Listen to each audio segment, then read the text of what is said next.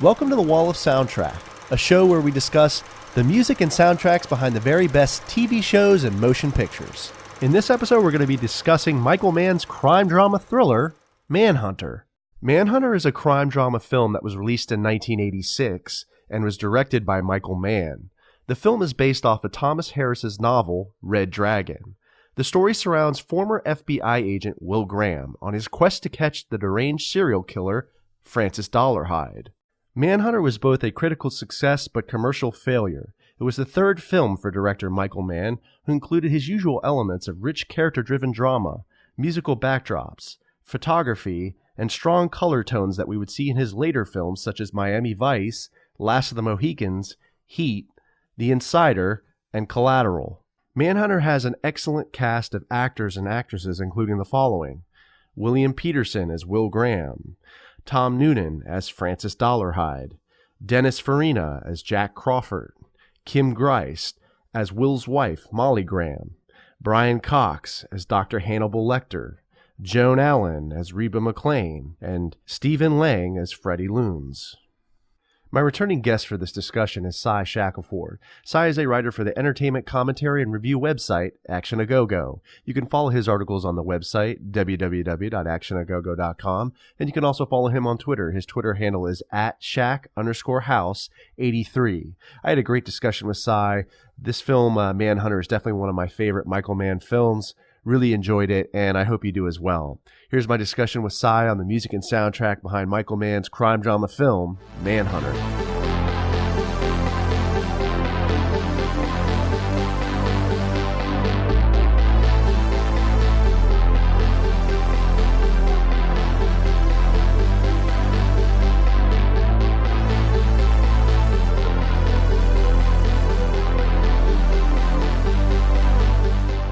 All right, Cy, nice to have you back. Good to be back. Good to be back. I've been waiting to do this one for a long time. Yeah, Manhunter, man. Yes, the original Hannibal Lecter movie. Well, even though he's really just a very small supporting character, in retrospect, in hindsight, it's the first of the Hannibal Lecter novels to be brought to film. Yeah, and I honestly think it's better than The Red Dragon, in my opinion. I think so too, even though I saw Red Dragon first when it came out in the theaters, largely because of the whole Anthony Hopkins connection to it as part of the what's it called?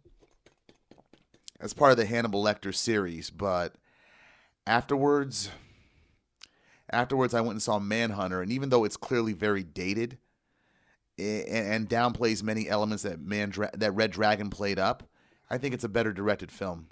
Yeah, and it's Michael Mann. I mean, you know, he's a pretty solid director. I mean, he's definitely one of my favorite directors.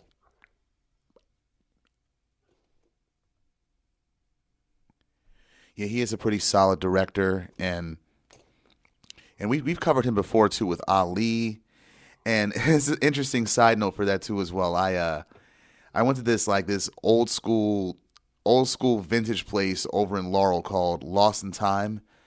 It's a vintage toy store with a bunch of other cool stuff in it too, like vinyl, CDs, VHS, old school toys like G.I. Joe's, Two Ninja Turtles. My point is this in regards to Michael Mann. Every time I go in there in the vinyl section, the first thing I see is a soundtrack for his first film, Thief, from 1981.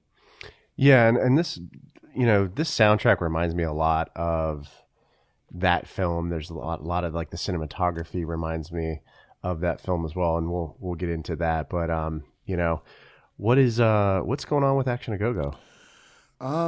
What we are doing now, we're mostly going to go into like that. There's like an action panel in New York that we usually participate in, like an action movie type of panel where we like discuss the state of the genre. Right. A few of us go up there every year to participate in that, so that's what we're doing right now. Okay. And I saw there was an article on there about Rambo. Oh yeah, I think it was either Derek or Zach that covered the fifth upcoming Rambo film. Yeah, what do you think about that?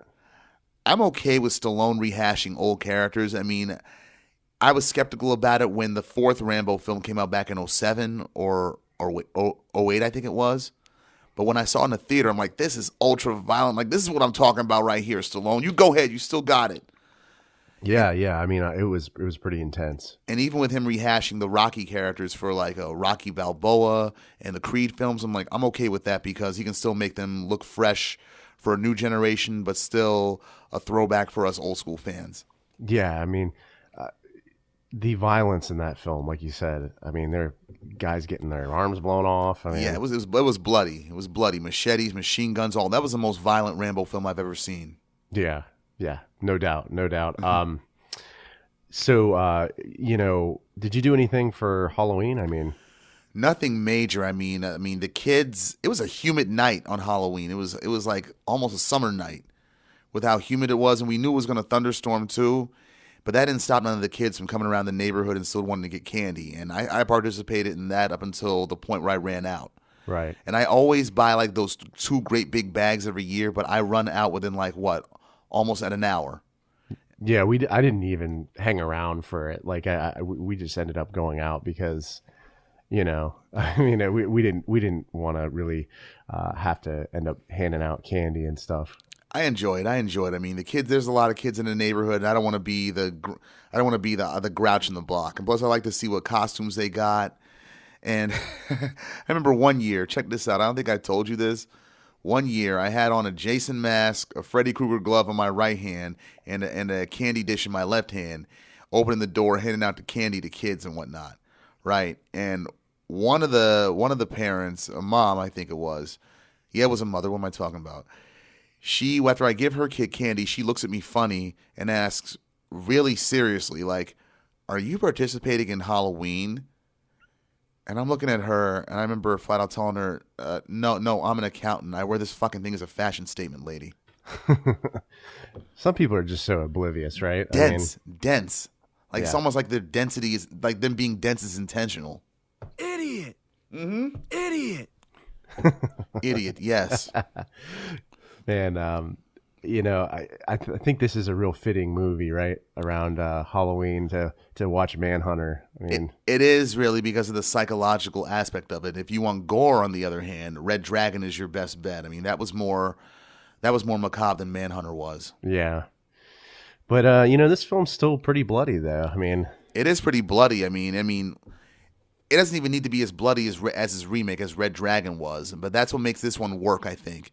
The whole psychological aspect of it, especially when you see how Will Graham is getting into people's heads.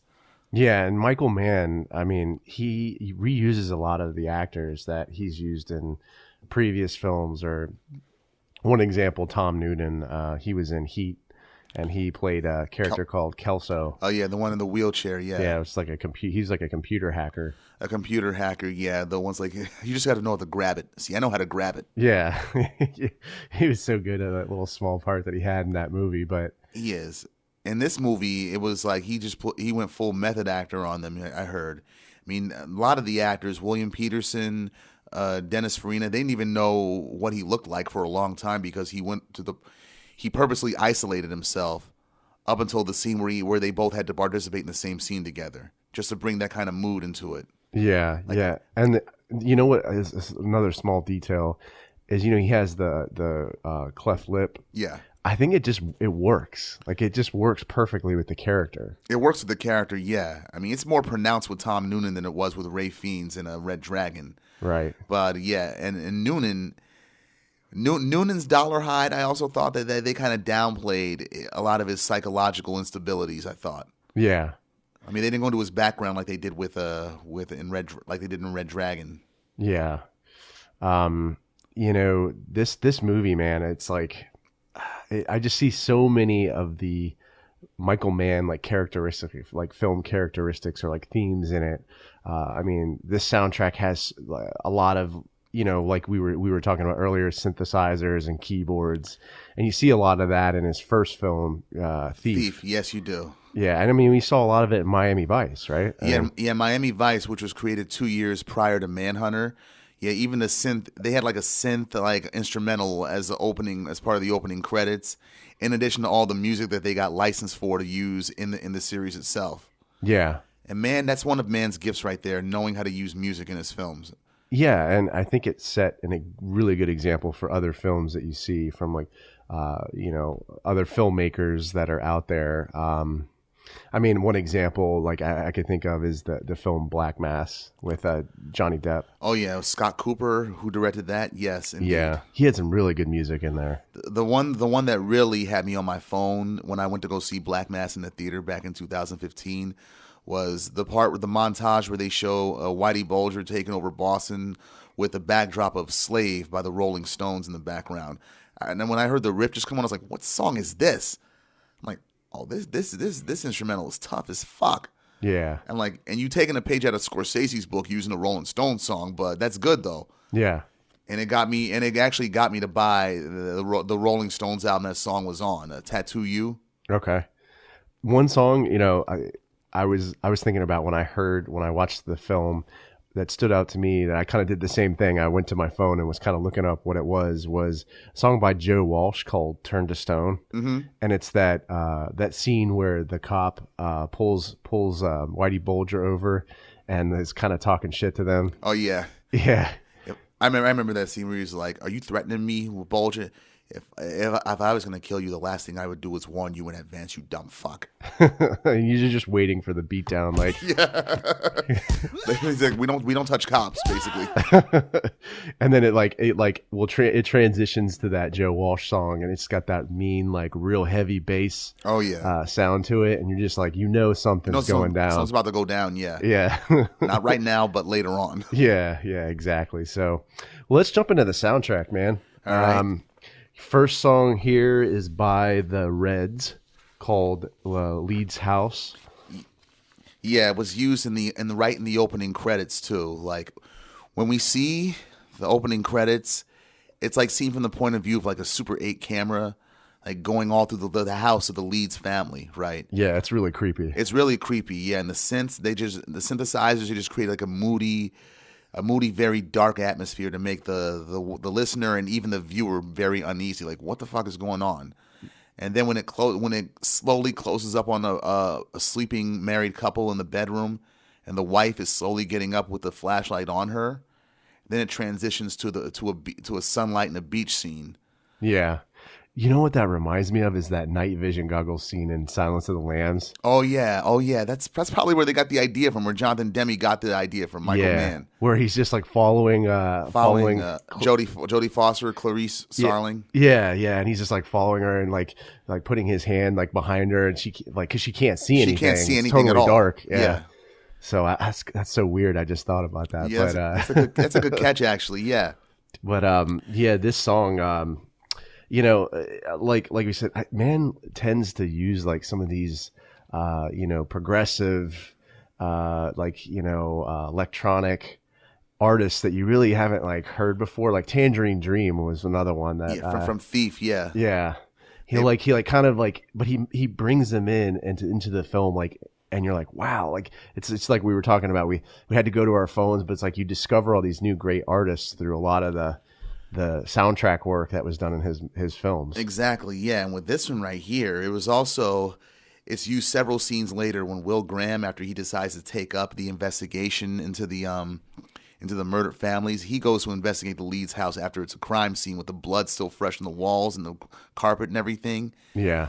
And it's like it creates a very atmospheric mood, a very dark mood as well too, especially as Will is recording everything he thinks happened in the house, describing in visceral detail what happened to the family and how the husband still tried to fight back against the killer even with his throat cut and whatnot. Yeah. Yeah, it's like, geez. And how eerily calm Will is about this too.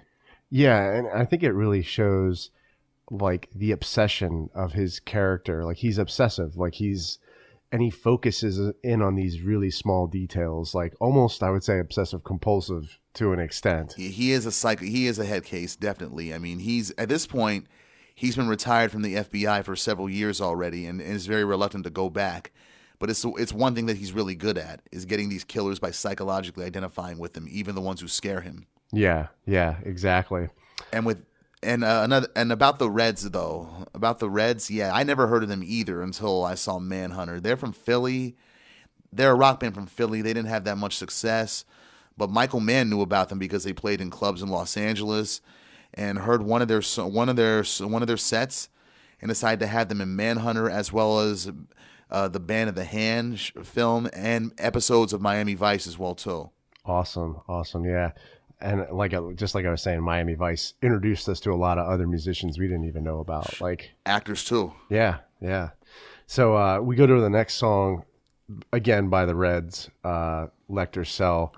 And this scene is just, it's really amazing how it's shot. Very unusual camera angles in this scene. And the use of white, the color white, it's almost monochromatic. Yeah. Yeah, and like the cell bars, like where he's kind of shooting over the shoulder, over Graham's shoulder, and you see Lecter there. And it really shows like the division between the two characters, how Graham, he may be, like you were saying, kind of a head case. Yeah. But he's not a sociopath, right? He's not like Lecter, who's like... No, he's on the good side. He understands the difference between right and wrong and cares about it. Yeah, exactly. Lecter does know the difference. He just doesn't care, and that just makes him a sociopath or a psychopath, if you want to call it that. And they don't go. And Brian Cox, who we later see later on in like the Bourne films, and the X-Men films, and currently that one series on HBO. I can't remember the name of it though. Where he's like the head of a patriarch of a family who are all backstabbing each other. Yeah, I can't remember. But in this one, the point is, this one, he plays Hannibal Lecter, but Lecter's a very minor character in the film. But he has an impact on Will Graham because he was actually helping Graham trying to capture some killer, but it turned out the killer was Lecter himself. He tried to kill Graham, but Graham got the drop on him, but it was traumatic enough to make him quit.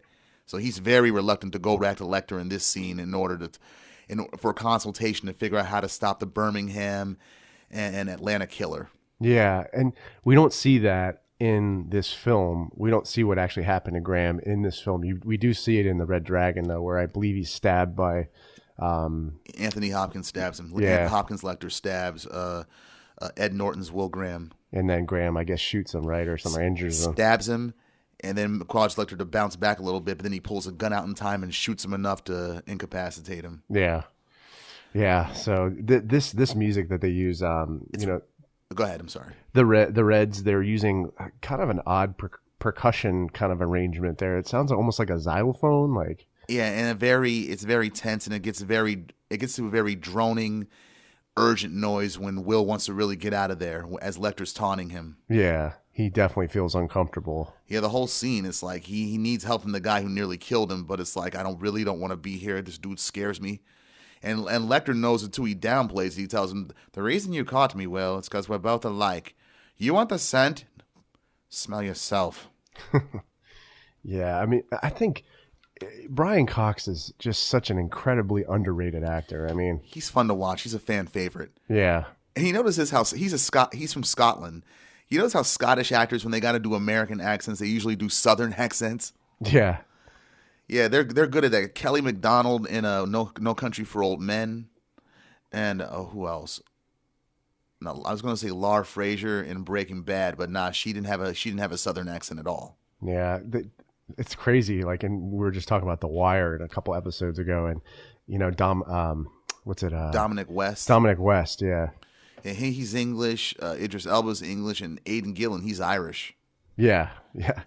And he was in like a couple of Chris Nolan's movies, right? I think he was in one of the Batman movies. The last one, he was in The Dark Knight Rises in the opening scene. Yeah. So, this scene, like I said, the camera angles, we see more of them are kind of odd. Like there's one kind of in the corner of Lecter's cell. In the top corner too. Yeah. It was like it's strange, but it did, I think, kind of give it a distinct look as well. It does, as was the use of color, like we said, white in there, and it was white in the Leeds House too. Yeah. So I think he went with a director of photography. I think his name is Dante Spinotti, I think his name is. And he was used in he used him in a couple of his other films, like Last of the Mohicans, Heat, like Public Enemies. Heat, I can definitely see the comparisons between the cinematography there and here in Red Dragon, especially in the scenes where it wasn't in the bedroom scenes where you see like a blue backdrop. Yeah. And you see like these like odd, like in Lecter's cell, there's like purple, kind of like purple illuminations from the sink, and he uses color, like he gets a lot more kind of experimental with it. But yeah, and then we go to our next song by the band called Shriek Back. It's called Evaporation, and so this is like another kind of progressive artist, right? Like kind of like indie. Was it punk? Yeah, they're like a post-punk band Post-punk, from England. yeah. And this band kind of reminds me a lot of. You remember in some of his films, he uses, I think her name's Lisa Gerrard. She's like a singer. She had some songs, did soundtrack work for Gladiator, and so she was in a band called Dead Can Dance. Dead Can Dance? Yeah. And so like this band really reminds me a lot of like that band that she was in, because Mann used Lisa Gerrard in a bunch of his other films as well. I've seen her name. Yeah, I just didn't make the association till now. Yeah, no, it's kind of out of left field, but you know, I kind of listen to weird music, but I think we both do. Definitely this band remind me of them because they're very versatile, and you know, in this scene, we definitely see a lot of those synths again. Now this is the one where this is the scene where he's in the backyard, right? Yeah, the Jacoby house this time, the second family that was killed. Yeah. Yeah, he goes in the backyard to look around to figure out something, to give him some kind of a clue. And he climbs a tree in the backyard, and he figures out that the killer was sitting there all day watching the family and passing the time by cutting some of the branches with the cutting tool. Yeah. And carving the red dragon symbol in there as well too. Yeah, creepy. Creepy, yeah. And the way Graham is like, that's why you watched them all goddamn day, didn't you son of a bitch? That's why you need houses with big backyards. Yeah, definitely. Again, I feel like illuminates that obsessive kind of part of his character, right? Like, oh yeah, it does, and I think it just makes it so that, and the lyrics make it so that he's really identifying with Dollarhide's mindset more and more. I mean, what do the lyrics say? Those dark eyes conceal their life within them, buried secrets the flesh won't keep. Yeah. Buried secrets, and it feels like we learn more and more about Graham's character, right, throughout the film. And how he has secrets as well, right? Yeah, he has secrets too. I mean, we learn why he quit the FBI and why he's so reticent to be around Lecter when he has a talk with his son in the supermarket. Yeah. Yep. Then so they do another song, and it's called Coelacanth. Yeah. And then this is an instrumental track, right? It's just an instrumental, yeah. It's I looked at the word coelacanth, what it means yesterday. I think it's something to do with like a sea life, I think. Like a mollusk, I think it is. I could be wrong, but yeah, it's used in the scene where Dollarhide in his civilian identity as like a Gateway Labs film technician, he meets a blind employee there named Reba, played by Joan Allen. He befriends her. Of course, she can't see him, so that works in his favor. But that's what he likes about her. She can't see him, so she can't judge him. But she can hear him. She understands him, and she knows about his facial disfigurement. Of course, her being blind, she doesn't care either. Right. But in this scene, he starts to befriend her, starts to like her, and wants to show her something. A sedated tiger that's about to get his tooth capped, and he has her every sense that she still has remaining. She uses that to take in the tiger. It's smell, how it feels, its heartbeat. And you can see tears coming out of her eyes too as she's feeling the heartbeat too. It's like she's getting off on this kind of sensory experience. And Dollarhide, he's watching her, and he's like he's getting off too. Yeah, it's a little bit of a creepy scene, I won't lie, but does kind of capture the psychosis, I feel like, of Dollarhide. I love like the music and how it's used, because like he's using like either flutes or some sort of like woodwind instrument, and it kind of captures that like primal like vibe, you know, or it is, yeah. Even with the beast being tamed, the tiger being tamed, it's like it's still a primal animal, and we know Dollarhide based on the previous scenes that we've seen, especially with Freddie Lowndes, how primal he really is. Yeah, and it's almost like, maybe I'm kind of going a little too far with this, but it's like Joan Allen's character Reba is blind, and she can't see Dollarhide, right? Mm-hmm. So she's kind of under, right? Like when you think of it, like she can't see what his his true flaws are, right? No, she can't see his real murderous nature. She can't see that. But the same is kind of is true with the tiger, right? It's been put under. It's been put under, yeah. And I remember watching this scene, and I was like, in any minute, if this tiger wakes up, he could just like tear like Reba apart, right? Like he could, yeah. So it's kind of cool. It's kind of like I don't know. Maybe I'm going off you got something good going on there, yeah. And what I saw in relation to that was he sees how gentle she is with the tiger, and he figures to himself, if she's gentle with this kind of a beast, maybe she could tame me. Yeah, exactly. Yeah, like maybe being in a relationship with her is like his way of getting to stop himself. Like he won't have to kill entire families no more to fulfill some narcissistic fantasy about being loved. Yeah. Yeah, I think you may be onto something as well, right? Like, so we go to our next song here. This is a tough one because I like this soundtrack so much. Mm-hmm. This has probably got to be in my top 2 favorite songs in this soundtrack. Yeah, like the Prime Movers, "Strong as I Am."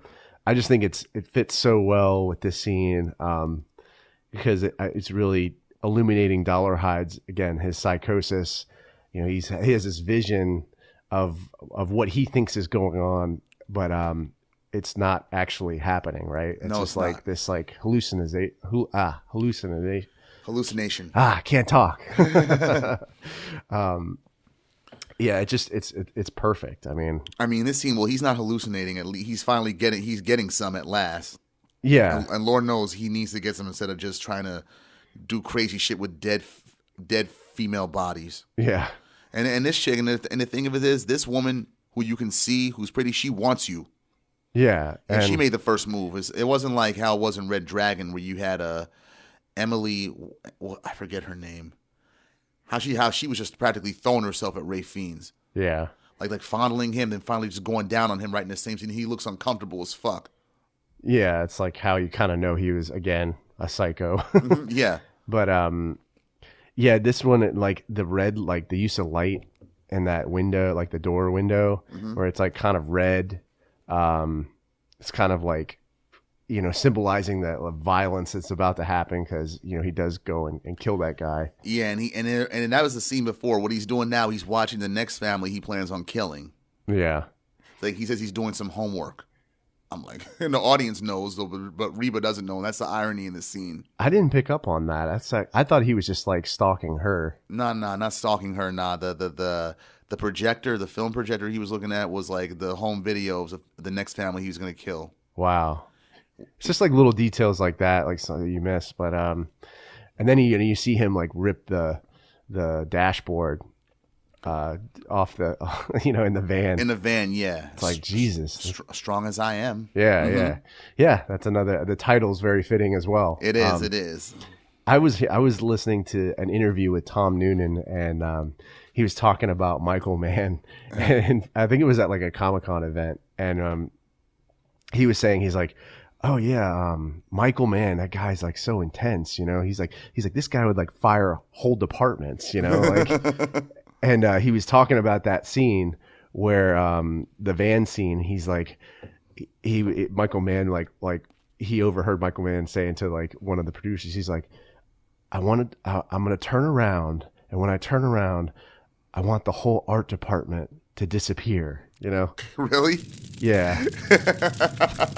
He fired him like that. Yeah, exactly. I mean, he was just like, he was like, this guy would just fire whole departments. He's like, we were trying to do this one Dolly scene, mm-hmm. At the sequence at the end of the movie where they have that shootout. He's like the cameraman, the director of photography was trying to do this really complicated shot, like Dolly shot, and he couldn't do it. He couldn't pull it off, and Michael fired him. And then he was like, so some other guy, he's like, who was trying to get ahead, tried to jump in there and do that shot. He's like, Michael fired him, and it wasn't even his job. How'd they finally get it done then? Did the man do it himself, or? I guess. I don't know, but it was. Wow. I know Man was that intense. That's some Steve Jobs shit. Yeah. He's a very intense filmmaker. And then, like, he was laughing. He's like, he doesn't need me anymore. He's like, so he doesn't care if I'm talking shit about him. Yeah, he hasn't called you in years for a film, so. Yeah, exactly. But yeah, dude, I love that song. Then we go to the next one by Michael Rubini, Graham's theme. Oh, that's my favorite. That's my favorite track in the whole film, and the favorite scene in the whole film too.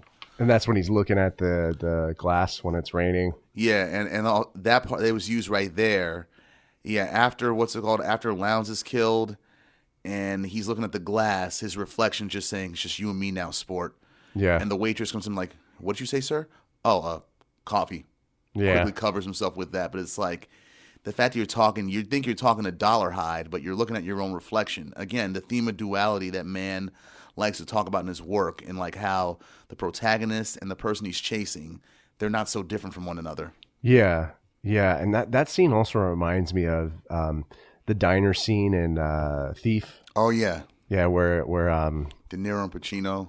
Well, no, it's James Caan. Remember, it's James Caan, and and Thief. Okay. he's talking to his like girlfriend. Oh yeah, Tuesday Weld. Yeah. Yeah, that kind of reminded me of that shot, like where he's kind of looking outside and it's windy in Chicago, and he sees the lights and stuff. So you see kind of like that similar cinematography. You see that in there. It is similar, no doubt. I love this track though. When Michelle Rubini, in the second scene he uses. Oh, it's Michelle Rubini. Sorry, Michelle, I goofed that. Sorry about that. Yeah, I was calling him Michael Rubini for a while too, until I saw in the Blu-ray, the collector's edition Blu-ray, they have a bonus section in there for the music that was used in the film, and they interview Rubini and they introduce him as Michelle Rubini. It's like, okay, good to know. Yeah. Good to know. Yeah, I've never been good at pronouncing names, so. And the other scene where it's used is him and Dennis Farina when they're in the hotel room. And Farina, props to Michael Mann for casting Dennis Farina in this. I mean, Farina was an ex-cop from Chicago.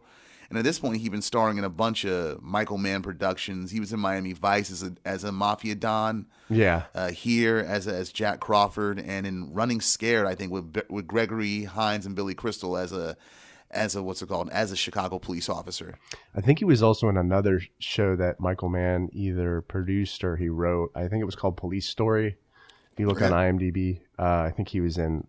Dennis Farina was in that as well. But he used a lot of like you said, actual, bank robbers in his movies and actual cops as well. Yeah, ex-cops, ex-robbers, people who knew the business pretty much.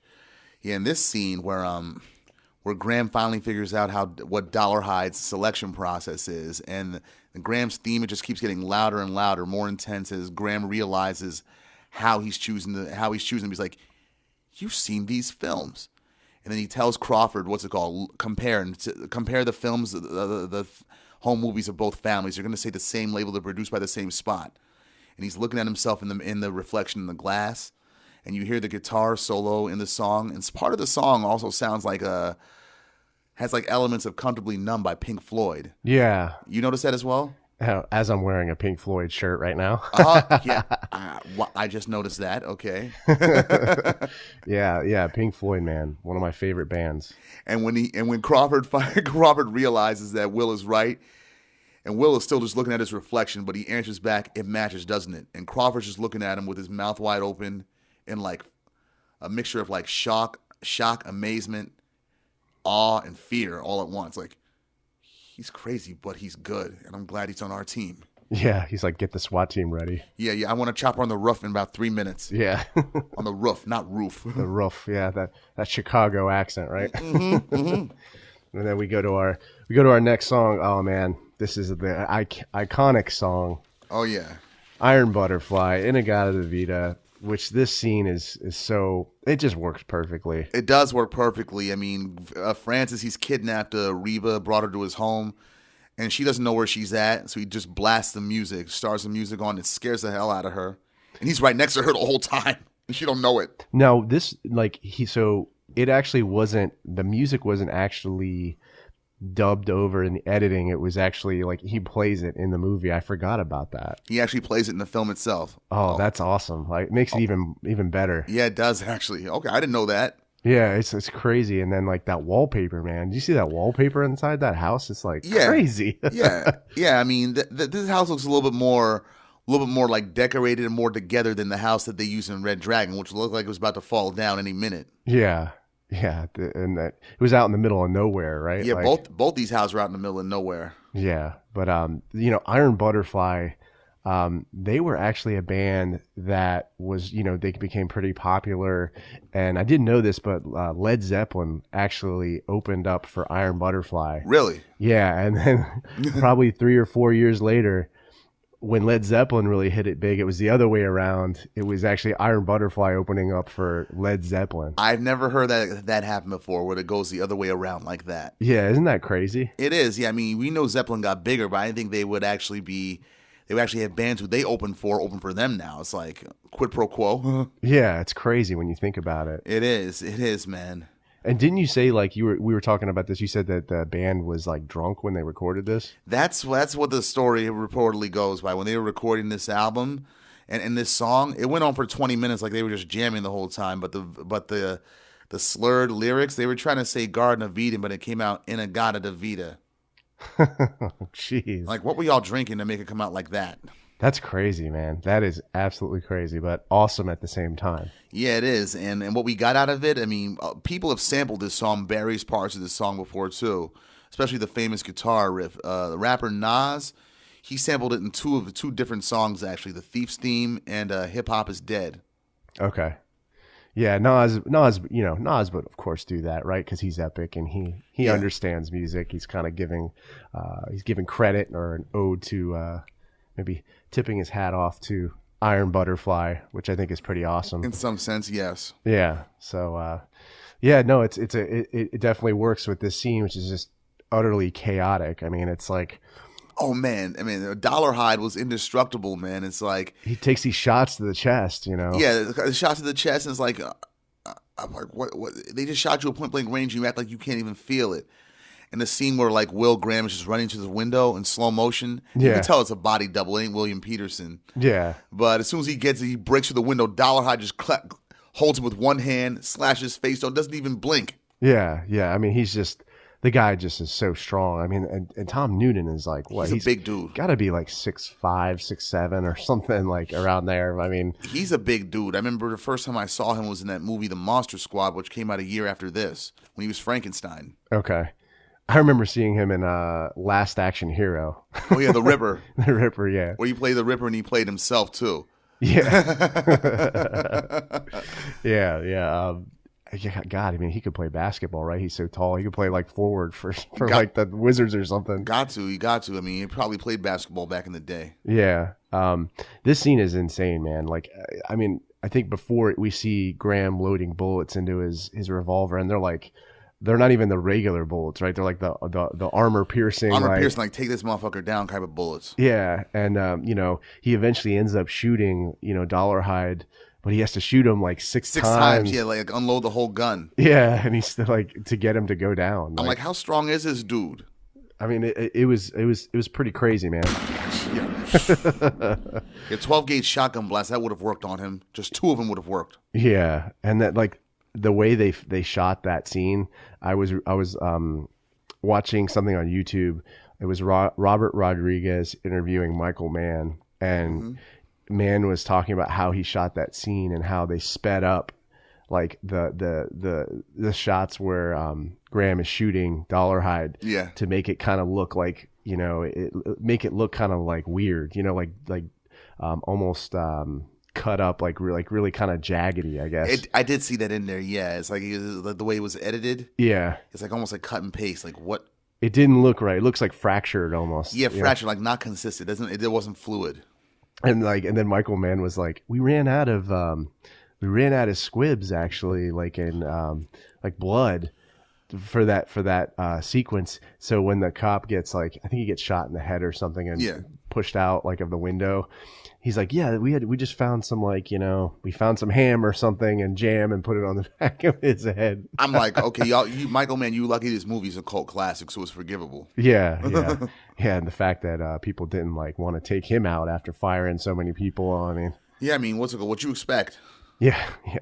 But this I always kind of associate this song with Manhunter. Me too. That's the one. It's the one place where it was iconically used. Yeah, and it's awesome. It's creepy, man. It's got that creepy organ in the back, Yeah. Almost a Frankenstein kind of vibe to it. Like A good nod against this Noonan played Frankenstein next year in Monster Squad. Yeah. So we go to the last song in the soundtrack by Red 7 called Heartbeat. Yeah, they were very short-lived San Francisco band. Mike Rutherford from Genesis, he produced them, so that helped him a little bit. But I think this song right here, Heartbeat, was their biggest. It was their biggest song, and it was on their 1985 self-titled debut album. And they're lucky that Michael Mann happened to hear it because what's it called? He incorporated this film into the final scene and in the ending credits, where the hook is looped over and over again in the entire ending credits. Yeah, I think it definitely. I think it kind of, you see Graham's character, right, helps distinguish, in a sense, that difference between Dollarhide and Graham, where Dollarhide's the sociopath, and Graham actually cares, right, about human beings, and he's a protector, essentially. He's a protector, yeah, and that was established at the beginning of the film when him and his son were creating that beach fence for those turtle eggs, and he was telling them, will all of them get through? All of them will get through, guaranteed. Dogs won't get through, crabs will not get through. Every one of these turtle eggs is going to make it. And by the end of the film, they bookend the end of the film by going back to that one element of the film when his wife asked him, how many of them made it? Most of them made it. Yeah. Shows that Graham's a protector. He protects the vulnerable. It's kind of like his calling. Yeah. And I mean, I think it kind of touches back on the plot too as well, right? Like some of these victims made, like, or some of the families or particular people, I guess I would say Reba, she made it, but the other families unfortunately didn't. So and the ones he was going to go at, and there's a deleted scene in the director's cut of the film where after he kills Dollarhide, Graham goes to the family that Dollarhide was planning to kill. Oh wow! He just goes and just looks at them, and just basically he's damn near in tears, like thanking them they're alive, but they don't know why he's thanking them. Yeah, man, it's a great film. Definitely one of Michael Mann's best. One of his most underrated, yeah, definitely. Yeah. I mean, and also if he wants to do something, he should create a Blu-ray copy of the film that's consistent with what he wants as a director's cut, because even in the collector's edition on the director's cut of the Blu-ray, the scenes that he cut out, they're put back into the high definition version, but the scenes are added in standard definition format. So they don't look right. They don't look right. Nah, not with the majority of the film that's high def. Yeah.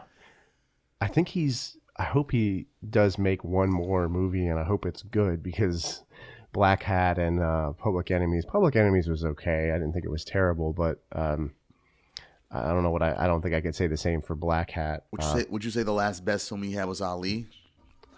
No, Ali was definitely better than Public Enemies.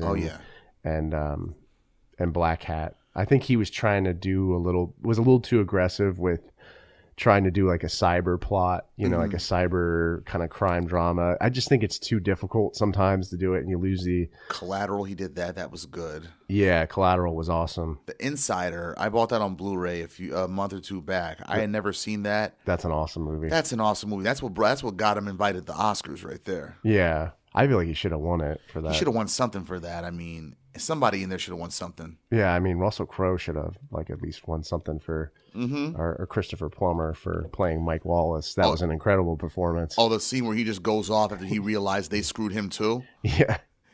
He's like, you let your little incompetent hands touch my news program? He's like yelling at the lawyer. And he curses out Gina Gershon. Yeah, he's like, Mike, try Mr. Wallace. Mm-hmm. You are destroying one of the best news programs in the country. Oh yeah. He's like, after Al, I didn't even expect him to do all that. I thought he just went that was going along with the program after he sold out Al Pacino's character. After he seen his shit get fucked, was like, I'm not having this. He's like, you guys cut the guts out of it. Mm-hmm. You cut the guts out of my statement. That's your incompetent little fingers. He's like, I've been doing this for 30 fucking years. Like I want to use parts of that speech at one point. Yeah, exactly. You let your incompetent little fingers touch my. That's what you want to say. That's what I want to say to my boss at times when she asks me to write something for her, and then she says, "Great job, but I made a few adjustments," and just overwrites the whole damn thing. Idiot. I'm like, yeah. When you talking about great job and you just write and you just replace it with your own. Idiot. I'm like, Jesus Christ, lady, how the fuck did you survive infancy? Yeah, you can't fix stupid, right? Stupid is forever. Yeah, forever. Well, hey, man, this was awesome. I really enjoyed going over this soundtrack. I'm always a huge Michael Mann, fan. Love his work. Love Miami Vice. Me too. I haven't even seen the whole damn series yet. I've been through like seasons 1 and 2 and part of 3. Yeah, but I haven't gone all the way through it yet. I got to do it one of these days on my days off or a real vacation day. Yeah, we should do the movie. I think we should cover the soundtrack for the movie because the soundtrack's really good. I have never seen the movie at all, even when it came out. I was just skeptical. It's like, okay, Jamie Foxx and Colin Farrell, and y'all are not Crockett and Tubbs to me. Yeah, it was kind of a modern take on the Miami Vice, but it wasn't bad. There's some really cool, music that they use in the soundtrack, and the visuals are really nice as well. Who played Edward James Olmos' character in the film? Castillo. It was the what's his name? He was the jazz man in Collateral, that gets taken out by Tom Cruise. He's kind of like a small fat guy. He was in Ali as well. A small fat guy. Who was he in Ali? Barry. light-skinned dude. Barry Shabazz. Something. Yeah, he's like a friend of Michael Mann's, and like he played Elijah Muhammad's son in Ali, Herbert. Yeah, exactly. Sorry, I didn't really explain that well, but. Anyways, yeah, he's a really good actor too, and he does a really good job as Castillo. As Castillo, yeah. Did he have? I know he couldn't do it. That Edward James Olmos stare. No, that death stare. That death stare, yeah, where he's like staring right at you, and his eyes are going at you through the wall. Yeah, no, I don't think he could do that, but he was definitely like had that like cool, calm kind of but strict kind of lieutenant. Strict, taciturn. Yeah. Character, so like very economic with his words, like Marlo Stanfield. Yeah.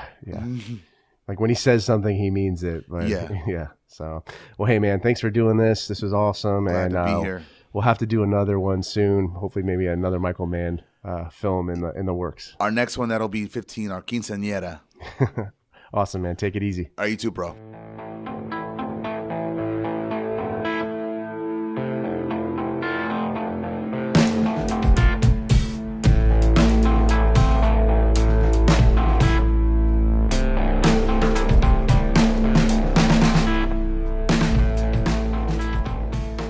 This podcast is available on my YouTube channel, Roadtunes Reviews. It's also available on iTunes, Spotify, SoundCloud, Stitcher, and other major podcast distributors as well.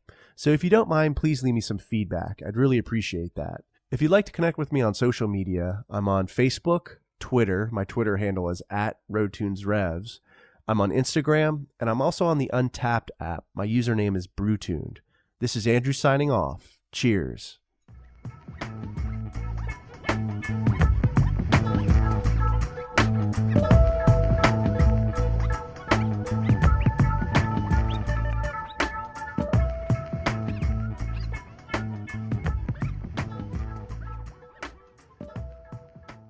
If you enjoyed this video, please subscribe to the channel and follow Roadtunes Reviews on Blogger, Twitter, Facebook, and Instagram. And as always, thank you so much for your support.